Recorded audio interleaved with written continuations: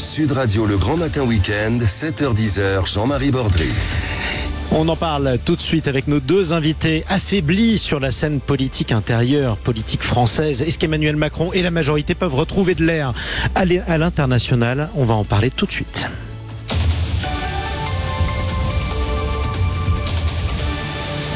Avec nos deux invités, nous sommes avec Arnaud Benedetti. Bonjour à vous. Bonjour à vous.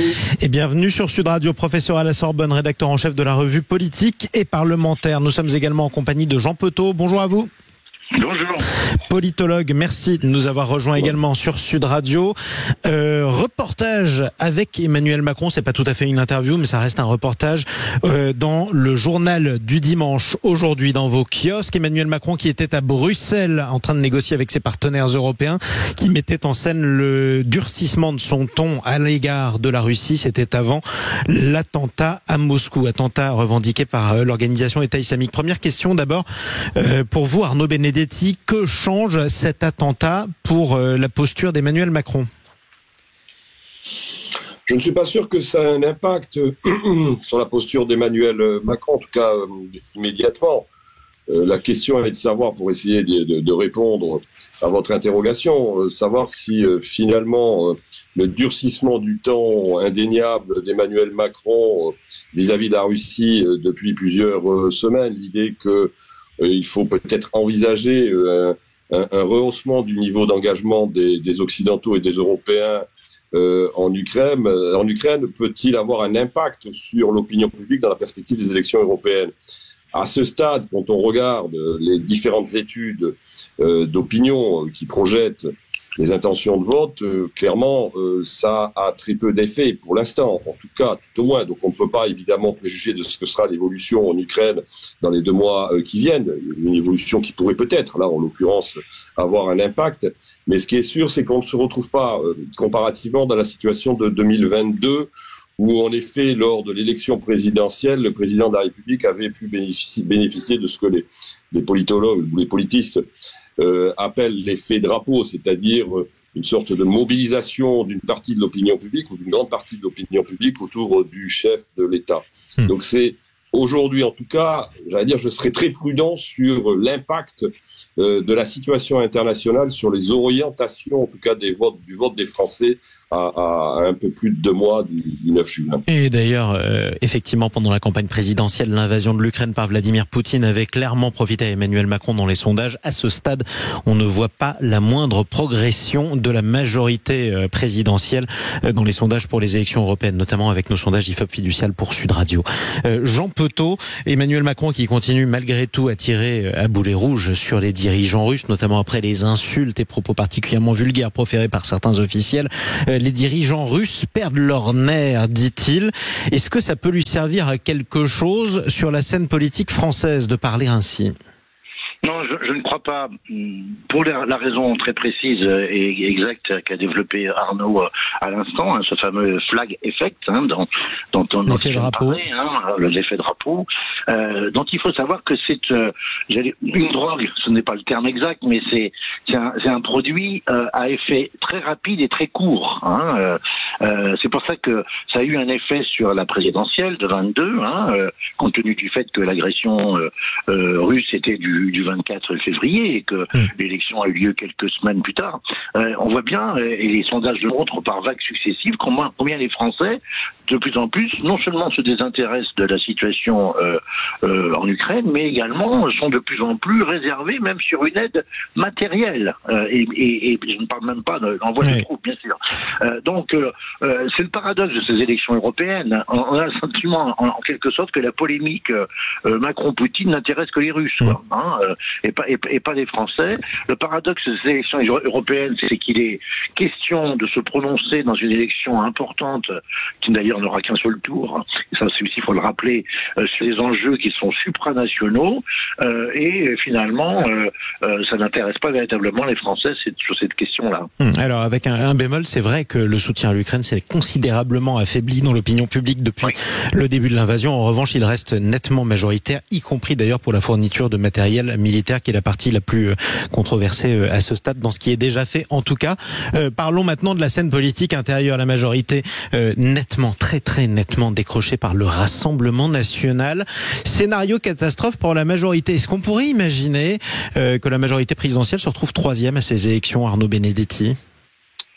Il y a deux enjeux pour l'instant, en tout cas à l'heure où nous parlons dans cette élection. Le premier enjeu, c'est si le Rassemblement national est en tête, quand même force est de constater que c'est l'hypothèse à ce stade la plus probable au regard de tous les sondages, c'est de savoir quel sera finalement le niveau du Rassemblement national et l'écart qui le séparera de la liste de la majorité, qui pour l'instant est quand même donnée en seconde position. Il est évident qu'un écart de plus de 10 points constituerait indéniablement un échec grave pour le président de la République et pour la majorité. Mais c'est le sens de ma question, Arnaud Benedetti.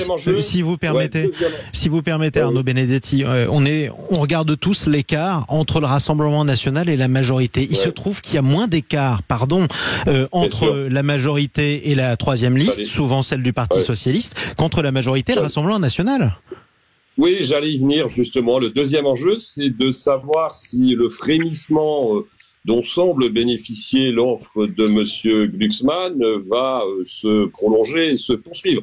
Il est vrai que, si vous voulez, aujourd'hui, cette offre politique a une fenêtre d'opportunité dans le cadre de cette élection européenne. Il y a une partie peut-être des électeurs de gauche d'Emmanuel Macron qui aujourd'hui considèrent que sa triangulation à droite est, disons, peu acceptable pour eux, et ils peuvent éventuellement revenir sur une offre social-démocrate plus classique, celle qui est en tout cas incarnée à ce stade par M. Glucksmann. Et puis, il y a aussi une partie de l'électorat de gauche qui peut ne plus se retrouver dans les radicalités, en tout cas exprimées notamment du côté de LFI et dans une moindre mesure, en tout cas des écologistes, et revenir vers M.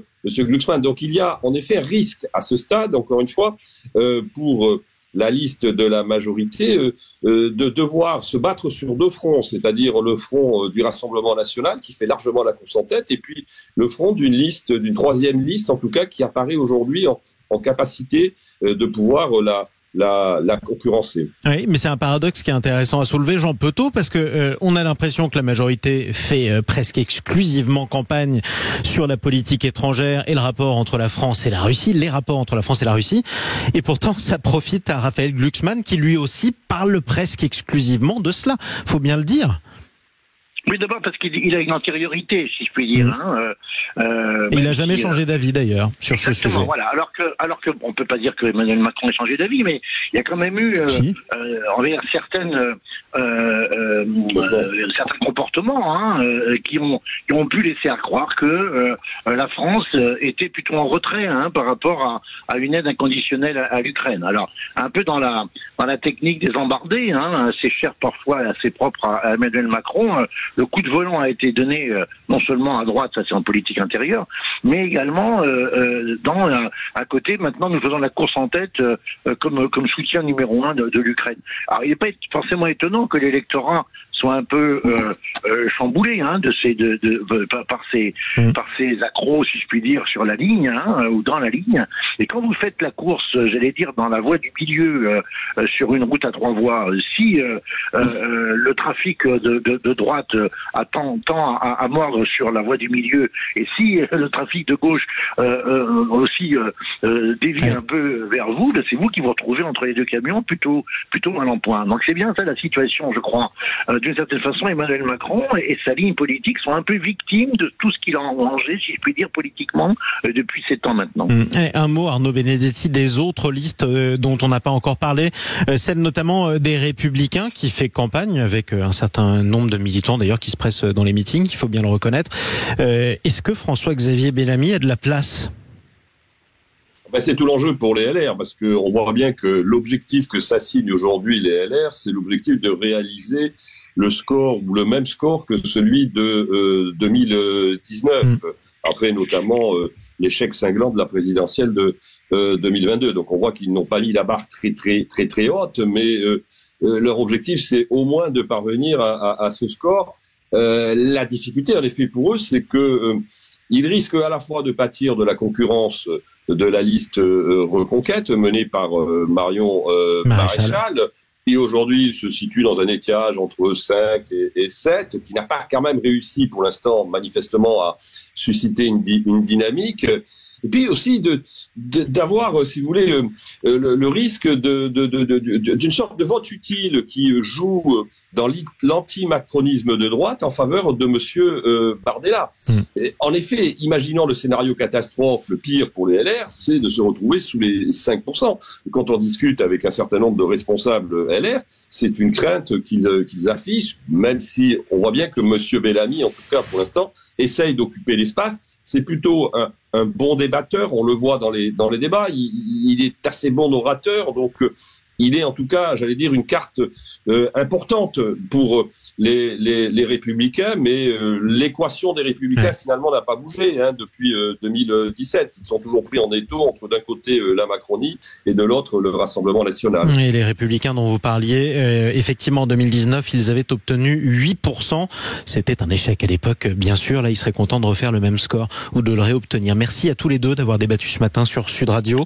Merci à vous, Jean Petot, politologue, Arnaud Benedetti, rédacteur en chef de la revue politique et parlementaire. À suivre.